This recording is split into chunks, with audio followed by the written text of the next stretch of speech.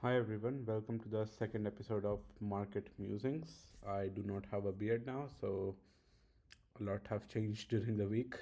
So I'm gonna talk about this with you. Hopefully, it's another 20 to 30 minute video where I walk through all of the things that I found interesting.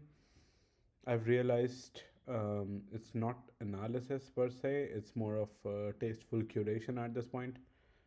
But we'll get there. We'll get there slowly and surely. But let's start with some general news that I found interesting. So, the first one is China announced an investigation into Google for alleged anti monopoly violations following the US tariffs on Chinese goods. What does even Google do there? Like, they do not have search, they do not have maps, they do not have YouTube. Most likely, they don't have ads. Maybe the cloud business is there. I don't know. I think it's more of like elephant's teeth. It's more for show than actually chewing the food. So I mean, good for them, I guess. But we'll see.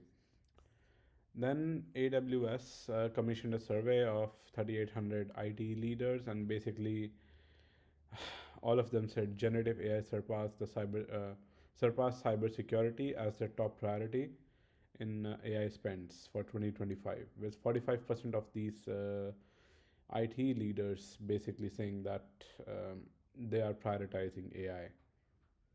And maybe this survey is biased towards AWS because the people who do use it as their bedrock to train their own models and stuff. But it's a good leading indicator that the AI race is not dead yet. It's just starting, and the pessimism in the AI infrastructure space is not correctly founded.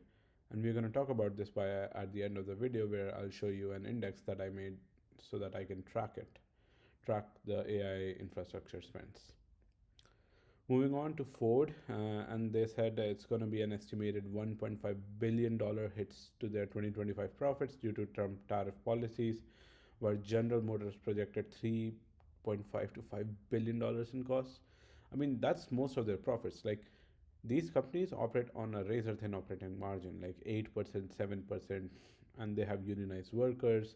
They're trying to spread out these plants so that they can get out of the unions, reduce cost, and increase efficiencies. But then, oh boy, these American companies were stuck being so non American that they are taking such a big hit. I mean, Tesla has most of their production in the US, so it's not. I mean, you can try to manufacture stuff in the US cheaper. Tesla has a higher gross margin than any of these guys, and Tesla is an EV, and these guys are in gas powered vehicles, let alone their electric vehicles, which are unprofitable to no end. So it's going to be a recalibration phase for them, and I believe one of these two guys would be bankrupted or bought by the other one by the end of the decade. Place your bets. But it's not a financial recommendation, so whatever. Then in the deepfake news arena, there's the U.S. government passing a act called "Take It Down" Act, such a Trumpian name, and they passed it in April 2025 with a 409 to 2 vote. That's bipartisan as yeah, I can't curse, but it's bipartisan. It is expected to be signed in the law by President Trump, and the legislation basically says a 48-hour takedown period for AI generated explicit imagery. So it's more of like if it's AI porn, AI generated compromising positions. If Trump and Putin are getting it together, maybe it's not a good idea to show it. Ah, well. The White House April 2025 decision to block Nvidia's H20 AI chips to China, requiring the is, is, is resulting a $5.5 billion loss for Nvidia, which is not a big deal for them because they make so much money. But still, if in my opinion, if you block Chinese access to AI chips, I feel like they're still gonna get it either way. I mean, it's like it's this big probably, which is like if you can smuggle a kilo of cocaine, you can probably smuggle a chip, and chips wouldn't be that much. They wouldn't be like scrutinized that much as compared to cocaine. So I don't know. I don't know. It's a very hard predicament for Nvidia and its shareholders, and for the Chinese, and they are also incentivized to make their own fabs and factories and manufacturing their own stuff. In the last video, we discussed about how Huawei is trying to create an H100 equivalent with varying levels of success. So we'll see. The Trump administration plans to establish a AI data center, not one, 16 of them actually, at the Department of Energy locations, which might be power plants, which might be offices. I guess it's a better utilization of existing federal spaces, which is good. But we'll see. We'll see how it goes. 2027 in operations. I mean, if Elon Musk is building them, then I believe it. Otherwise, yeah, it remains to be seen. U.S. antitrust laws basically said, or the court basically said, $69 billion Microsoft and Activision takeover is fine, and then they are rejecting Lina Khan's appeal, and then basically big tech and M&A is coming back, and which might be a good thing or a bad thing, depends on how you look at it. I'm extremely in favor for exit liquidity in the market, but we'll see. Sam Altman of OpenAI, Lisa Su of AMD, and other CEOs told Congress that the US must expand chip exports and digital infrastructure to out innovate China. Well, expand where? To China, maybe? I don't know. It's such a interesting thing, but we'll see how it goes. There was a Senate hearing on 8th of May, and then we'll see what would the Trump cabinet take of it. In the UK, 400 plus artists, including Paul McCartney, uh, Dua Lipa, and Coldplay, signed an open letter urging the UK Prime Minister Keir Starmer to rethink a proposal letting these AI models freely ingest copyrighted works unless creators opt out. I mean, it's such a bad way to do it. Like, you write a song and then you have to actively go to these people, each one of these AI model, data provider, whatever, and just say, hey, can you not use my song? And I just want to opt out. How ridiculous is this? Like, absolutely crazy. So, I good on them. I support them. From Microsoft, their president Brad Smith testified before the US Senate stating that Microsoft forbids its employees from using the Chinese AI startup DeepSeek. Uh, and I mean, this brings out the concerns and scrutiny regarding the use of AI tools, especially in the US government and big private entities from specific countries like China. I mean, it's an open model, but are these companies still not going to use them? Or is there something else that we don't know? Because Microsoft served DeepSeek on Azure, right? So should we also not use DeepSeek? What's going on? I think these guys should come out and clear their stuff, because it's getting ridiculous at this point. Then let's continue with our weekly statement or segment of layoffs. Is this because of AI or recession? You tell me. Match Group, which has Tinder and other dating apps, Hinge, etc., they reduce its workforce by 13% to align with strategic cost-cutting measures. Sure. Or maybe nobody wants to use dating apps anymore. CrowdStrike laid off 5% of its global workforce, approximately 500 employees, as a part of a strategic plan to achieve $10 billion of annual recurring revenue. But like, you can have $10 billion in revenue without laying off people. I don't know. General Fusion cut roughly 25% of its workforce despite raising $440 million from investors, including Jeff Bezos. I mean, the fusion energy sector are they're really in pressure to cut costs and stuff. So understandable, but how will they do R&D then? I don't know. An interesting tidbit that I saw was tech industry lobbying remained robust, with Meta, Alphabet, Microsoft, ByteDance, X, and Snap collectively spending over $17.5 million in this 3 months of Q1. Meta alone spent $8 million employing 85 lobbyists. It's, Meta is the most slimy company I've ever seen. So yeah, good on them on creating more open government and reducing bureaucracy and lobbyists. Woohoo. Instacart CEO Fidji Simo, I hope I'm pronouncing their name right, becomes the head of OpenAI's application and commercial business on 8th of May. So they basically want us to monetize ChatGPT beyond subscriptions. It is also announced that the new shopping focus capabilities for ChatGPT will be coming, and these enhancements basically enable ChatGPT to provide personalized product recommendations, display product images, and summarize user review. I mean, if shopping is important for Sam Altman, then Instacart is the best partner. And somebody who's working in the shopping arena, I think it's a good call.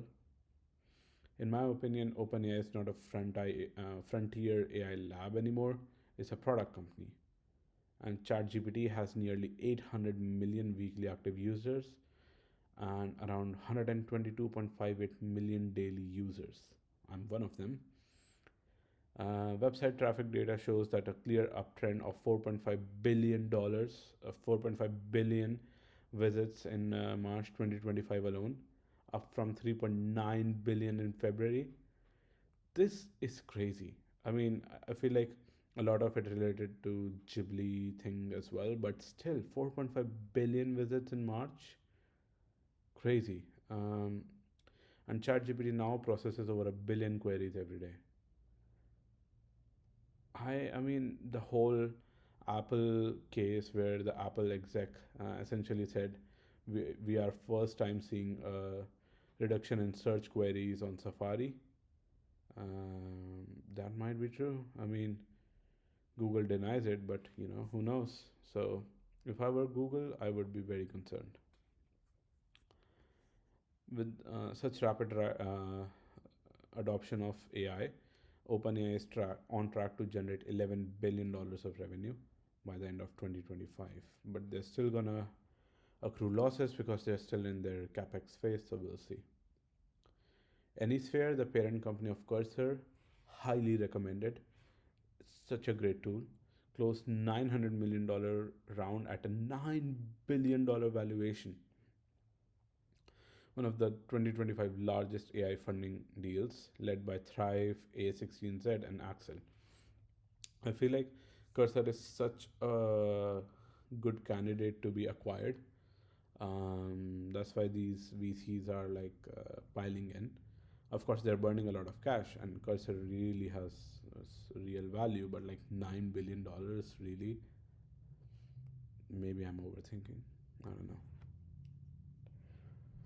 In megatrends, VC data show that multiple $100 million plus rounds this week uh, as investors concentrate capital into AI first operating system bets.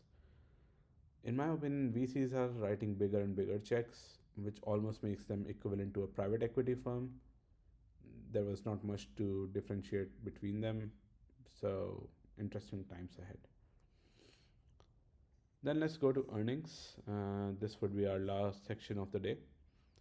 I have selected few companies that might give you some picture of what is going on in the world. AMD reported its Q1 earning. that beat expectations with a strong Q2 forecast of $7.4 billion. The data center segment, including AI graphics and processors, grew 57%. However, AMD noted a $1.5 billion revenue hit due to US export controls. Remember, we talked about Nvidia losing $5.5 billion because of this, and they are losing $1.5 billion of revenue due to export controls. Palantir, everybody's all-time favorite, raised its 2025 revenue guidance to 3.89 to 3.9 billion from 3.74 to 3.75 billion, and adjusted free cash flow to 1.6 to 1.8 billion. Despite having despite topping the revenue estimates, a 12% share price drop was seen because it was lower international commercial sales in Europe, but the Palantir stock still after the 12% dip trades at 520 PE, which is like if you keep the earnings constant, it would take 520 years for you to recover that money. Okay, but the Palantir guidance also says that defense and public sector budgets remain strong, especially public sector AI budgets remain strong. But the investors kind of want proof of the broad commercial uptake. So the governments are buying, but not the commercial sector. So what's up? So yeah, with such a big multiple, they are basically assuming everybody who wants to buy AI in the world for defense will buy AI in the world from Palantir. So it's priced to perfection. You cannot go wrong there. Uber with the EPS of 0.83 versus the $0.32 of last year had a revenue of $11.5 billion of which is plus 14%. But the bookings missed slightly. The guidance was strong, the share slipped 2%. The ride hail margins are improving, which basically means they're taking more money from the drivers, and autonomous vehicle pilots are scaling. Yet macro softness shows up in the bookings basically because they missed the bookings forecast. Yet they have a 14% revenue rise, which means either they are charging their customers more or they're giving their drivers less. Uber is such an interesting stock. It's basically network effect in real life. What it has is generally just an app with distribution. So we'll have to see how it goes. I'm looking forward to it. Shopify gave earnings where, despite record revenue of $2.36 billion, they reported a loss, which is not good. The gross merchandise value was just shy of estimates, and the stock went down 5%. This signals to me, at least, that there is softness in the e-commerce market, and all of the acquisitions that they did in 2021 are having their write downs now because valuations are coming down. In my last earnings call, this Coinbase, and with Coinbase, I just never know when to enter the stock. It's always something or the other happening. The revenue was 2 billion and the trading volume was 10% down quarter over quarter amid the tariff driven market volatility. The net income was at 66 million, and I mean, for me, all of these events shows that crypto trading is still highly sensitive to macro and policy shocks. So whatever happened to Bitcoin being store of value and whatever happened to trading being heightened during volatility, we'll see. But subscriptions and services basically cushion the volatility for Coinbase, so it's not that bad. Now, let's see how much have we recorded. We are almost at 20 minutes, almost at time, which is cool. So there's this one last thing that I want to show you guys. So I track this thing called semiconductor production, where I do not track the production, but I track the stock prices of these people. And what I think is I selected all of the market leaders in these categories. The reason I chose the market leaders is because they have the most pricing power and they have the best product, which basically tells you what is going on. So instead of AMD, I would choose Nvidia, so on and so forth. So let me just share my screen and show you what is going on. So here I have this index on Go thematic. You can see the index, or you can make your own. It's called Semiconductor Production, SMCM. SMCM is the index right here, and this is the total market at large. So in a yearly view, as you can see, every time there's high AI sentiments, um, this index will rise, of course, and then it's going to fall down. And the total market at large is also basically S&P 500, which is concentrated on Max 7. So it wouldn't be much of a surprise because the consumption is there. Right here, as you can see, there's a lot of uncertainty on AI usefulness, but now you can see a rebound in the sentiments. It is good for us to track these sentiments on a short-term basis, and I'll show you the composition of the index.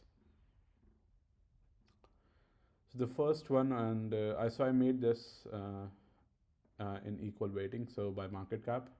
Market cap is basically how valuable the total company is. So for example, Nvidia, if you were to go out and buy Nvidia, it would be more or less 2.84 trillion, not including the debt. So it's basically total number of shares. So it's like $100 into how many outstanding shares is equal to market cap. So in Nvidia, as you can see, it's half of the index. So half of it is correlated to Nvidia. And as you can see, the revenue growth of these companies, it's insane. 114% for Nvidia, 35%, 41% for SK Hynix. SK Hynix basically makes RAM for Nvidia, and RAMs are the biggest cost in a GPU. It's not the CPU. So for me, it was quite interesting. Then there's TSMC, Taiwan Semiconductor Manufacturing Company, which makes most advanced GPUs in the world, manufacture the dies or manufactures chips for them, essentially. The ASML is basically a Netherlands-based company that makes these gigantic machines that cost millions of dollars. And these are the machines that are used in Taiwan Semiconductor Manufacturing Company to make these chips. So they have almost a monopoly on it. And then I did put AMD, but they are such a small part of the index. Okay, so if you can see here, the gross margins, like Nvidia makes so much bank. So think of this. First, you buy a machine from ASML, which has 54% margins. Then you buy a chip from TSMC, which has 58% margins, 59 almost. Then you buy RAM from SK Hynix, which has 57% margins. Then you buy all of it, you assemble it, and you buy it from Nvidia, which has 75% margins. So if you look at the raw cost of these things, it would be like 100 times cheaper, not 100 times, but like I would say 60 times more or less cheaper, because if you add all of these gross margins, they are insane. I'm saying times, percent, 60-70% cheaper than the actual GPU. So this margin is the opportunity of any other player that will come in and disrupt the market. Till that time, uh, that happens, mainly TPUs would disturb the market. But I'm happy to track this index, and there's going to be a consumption index, which I'll show in the next video, which is basically the Mag 7 without Nvidia and Apple plus CoreWeave. But that's that. So, in my opinion, the consumption here, the production bottomed out. It was a good time to buy, and it's still recovering. So overall, I think it's a really good. No stock advice, no financial advice, but the sentiment is recovering back. And on an index level, as you can see, AI is maybe not as bad, and GPUs are not as bad as we thought, and we are not overboard yet. So if you think we are in a bubble, you can track the bubble here. That there were better phases. We are not, and we are in a everything is bad phase, and now we are recovering. So yeah, this is a good tool to track it. But essentially, everybody hated semiconductors at this point after COVID, and then boom, everybody loves them. So that's about it. That's about it. I'm gonna end this video now. Thank you so much for watching, you guys, and I'll see you in the next one. If you like the video, please like it, share with your friends, subscribe, and just have a good day. See you. Bye bye.